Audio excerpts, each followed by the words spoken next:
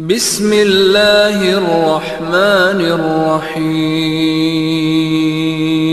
الحدید YouTube channel کے ناظرین السلام علیکم۔ الحدید یوٹیوب چینل اپنے ناظرین کے لیے پیش کر رہا ہے اسلامی تاریخی واقعات کے سلسلے میں جنگ یرموک کے بارے میں بیان کیا جا رہا ہے۔ سن 12 ہجری کے حج سے واپس آ کر ابو بکر رضی اللہ تعالیٰ عنہ نے شام کی طرف فوجیں بھیجنے کا انتظام کیا۔ چنانچہ عمرو بن العاص کو فلسطین کی جانب روانہ کیا۔ انہوں نے معرکہ کا راستہ اختیار کیا جو ایلا پر سے گزرتا ہے، اور یزید بن سفیان، ابو عبیدہ بن جراح اور شرحبیل کو، جن سے آخر الذکر ایک امدادی دستے کے افسر تھے، یہ حکم دیا تھا کہ تم شام کے بلائی علاقہ بلقاہ پر گزرتے ہوئے تبوکیہ چلے جاؤ۔ اس کے بعد ابتدائے سن 13 ہجری میں ابو بکر رضی اللہ تعالیٰ عنہ نے شام کی طرف فوجیں روانہ کی۔ سب سے پہلے شخص جن کو آپ نے علم دے کر امیر بنایا خالد بن سعید ہیں، مگر قبل اس کے کہ وہ روانہ ہوں ان کو معزول کر کے یزید بن سفیان کو امیر بنا دیا۔ شام کی طرف روانہ ہونے والے عمرہ میں یزید سب سے پہلے امیر ہیں۔ یہ لوگ 7000 مجاہدین کو لے کر شام گئے تھے۔ ابو بکر رضی اللہ تعالیٰ عنہ نے خالد بن سعید کو اس لیے معزول کیا تھا کہ رسول اللہ صلی اللہ علیہ وسلم کی وفات کے بعد جب خالد بن سعید یمن سے واپس آئے تو انہوں نے 2 ماہ تک ابو بکر رضی اللہ تعالیٰ عنہ سے بیعت نہیں کی تھی۔ وہ کہتے تھے کہ مجھ کو رسول اللہ صلی اللہ علیہ وسلم نے امیر بنایا تھا اور اپنی وفات تک مجھے اس عہدے سے آپ صلی اللہ علیہ وسلم نے معزول نہیں فرمایا۔ یہ خالد علی بن ابی طالب اور عثمان بن عفان کے پاس گئے اور ان سے کہا، اے بنو عبد مناف، حکومت پر غیروں نے قبضہ کر لیا ہے اور تم چین سے بیٹھے رہے۔ ابو بکر رضی اللہ تعالیٰ عنہ نے تو خالد کی ان باتوں کی کوئی پرواہ نہیں کی، مگر عمر رضی اللہ تعالیٰ عنہ کے دل میں ان کی طرف سے کھٹک پیدا ہو گئی۔ جب ابو بکر رضی اللہ تعالیٰ عنہ نے شام کو مہم کے لیے لشکر تیار کیا تو سب سے پہلے اس کے 1/4 حصے پر خالد بن سعید کو امیر مقرر کیا، مگر عمر رضی اللہ تعالیٰ عنہ نے اس کو ناپسند کیا اور ابو بکر رضی اللہ تعالیٰ عنہ سے کہا کہ آپ ایسے شخص کو امیر بناتے ہیں جس کے یہ اقوال اور افعال ہے، اور اس پر ابو بکر رضی اللہ تعالیٰ عنہ کو بار بار ٹوکتے رہے۔ آخرکار ابو بکر رضی اللہ تعالیٰ عنہ نے خالد بن سعید کو معزول کر کے یزید بن ابی سفیان کو امیر مقرر کر دیا۔ خالد بن سعید یمن سے رسول اللہ کی وفات کے 1 ماہ بعد مدینہ واپس آئے۔ وہ اس وقت دیباج کا جبہ پہنے ہوئے تھے۔ اسی لباس میں خالد بن سعید عمر رضی اللہ تعالیٰ عنہ اور علی بن ابی طالب سے ملے۔ عمر رضی اللہ تعالیٰ عنہ نے اپنے پاس والوں سے چلا کر کہا، ان کا جبہ پھاڑ دو، کیا یہ ریشم پہنتے ہیں؟ حالانکہ بحالت امن مردوں کے لیے اس کا پہننا ممنوع ہے۔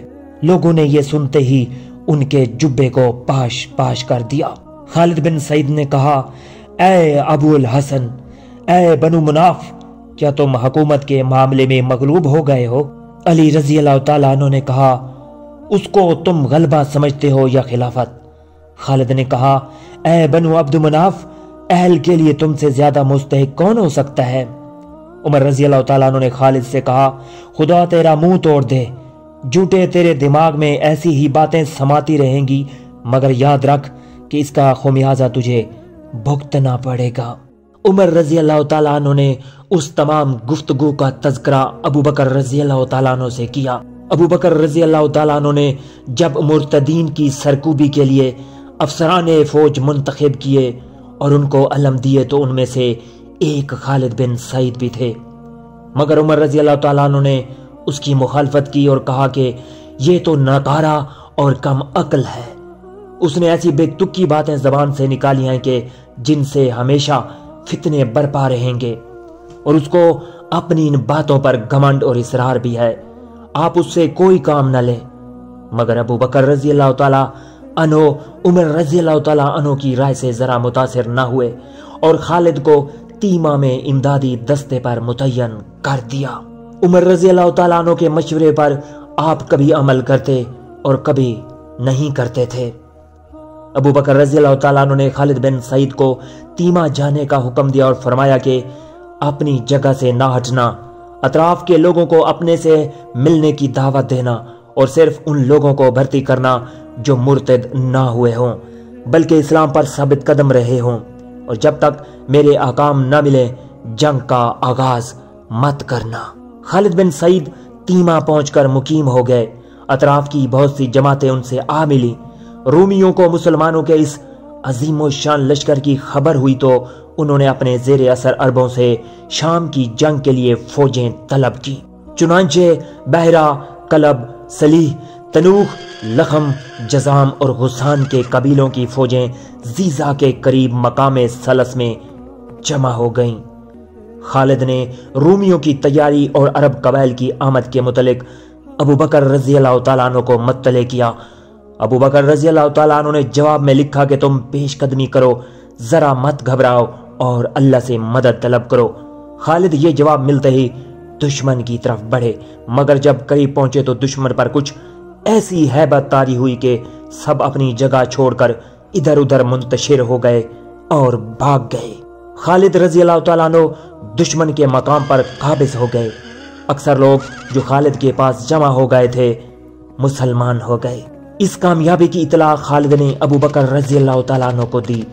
अबू बकर ने उनको लिखा कि तुम आगे बढ़ो, मगर इतना आगे ना निकल जाना कि पीछे से दुश्मन को हमला करने का मौका मिल जाए। खालिद अपनी फौज और तीमा के मिले हुए लोगों को लेकर उस मकाम पर फरोकश हुए जो आबल, जीरा और तस्तल के दरमियान वाक़ है। यहाँ उनके मुकाबले पर एक रूमी पादरी बाहान नामी आया।